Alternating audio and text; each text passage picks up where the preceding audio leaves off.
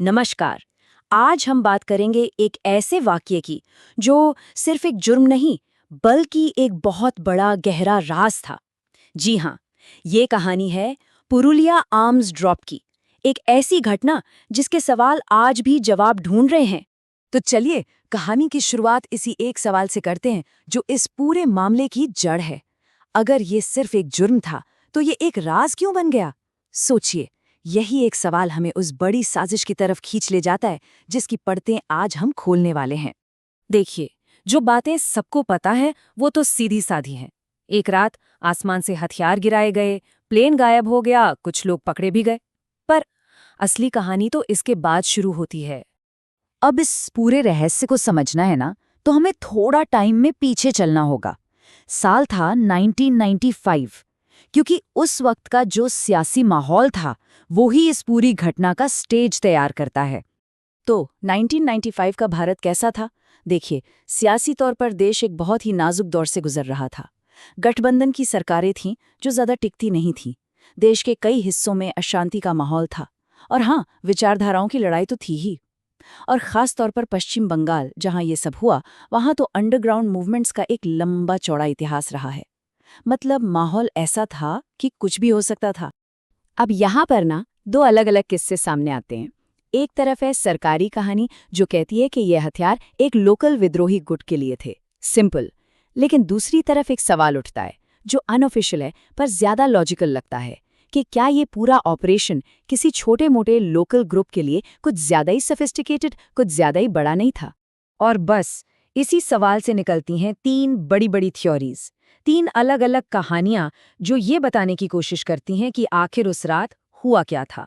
तो चलिए एक एक करके इन पर नजर डालते हैं।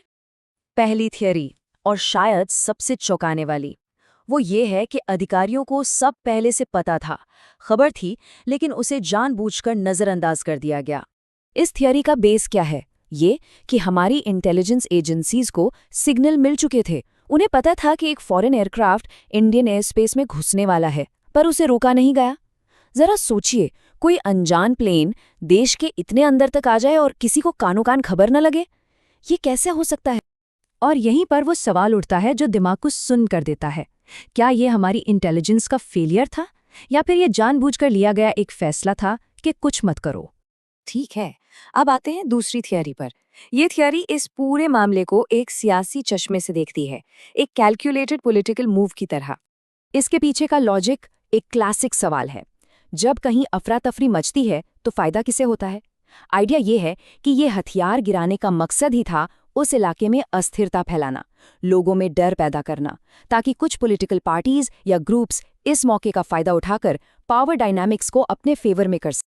अब आती है तीसरी थ्योरी, और ये इस कहानी के कैनवस को और भी बड़ा कर देती है। ये भारत की सरहदों से भी पार चली जाती है।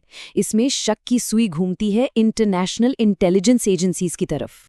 इस थियरी के मुताबिक ये पूरा ऑपरेशन एक बड़े इंटरनेशनल इंटेलिजेंस गेम का एक छोटा सा मोहरा था, और सच को इसलिए दबा दिया गया ताकि कोई डिप्लोमैटिक बवाल न खड़ा हो, या फिर कुछ देशों के साथ जो सेंसिटिव रिश्ते हैं उन पर आंच ना आए। और सोचिए, इस ऑपरेशन में विदेशी लोग शामिल थे, फिर भी कोई बड़ा डिप्लोमैटिक एक्शन नहीं हुआ। ये बात इस शक को और भी पक्का करती है। तो कई सालों तक ये थियरीज हवा में तैरती रहीं, लोग बातें करते रहे। लेकिन फिर कुछ ऐसा हुआ जिसने लोगों के शक को यकीन में बदलना शुरू कर दिया। और वो था एक बहुत ही कंट्रोवर्शियल फैसला, एक माफी। बस ये वो मोमेंट था जब लोगों का शक गुस्से में तब्दील हो गया। एक ऐसा फैसला जिसने इस ठंडे पड़ चुके मामले में फिर से आग लगा दी। हुआ ये कि इस घटना के कई साल बाद केस के एक मेन आरोपी को प्रेसिडेंशियल पार्डन मिल गया, मतलब राष्ट्रपति ने उसे माफ कर दिया। और ये माफी कैसे मिली? बिना किसी पब्लिक एक्सप्लेनेशन के। कोई नहीं जानता क्यों, कैसे। बस इसी एक बात ने साजिश की थ्योरीज को और भी हवा दे दी। और यहीं पर वो सवाल खड़ा होता है जो आज तक चुपता है, ये रहमदिली थी या किसी को बचाया जा रहा था?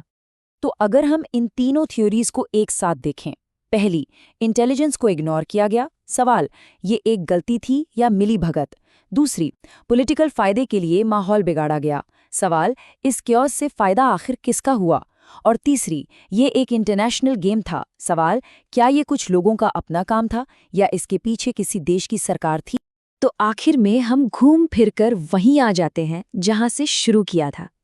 आज भी बहुत कुछ है जो हम नहीं जानते, और बहुत से ऐसे लोग हैं जिनकी जवाबदेही कभी तय ही नहीं हुई।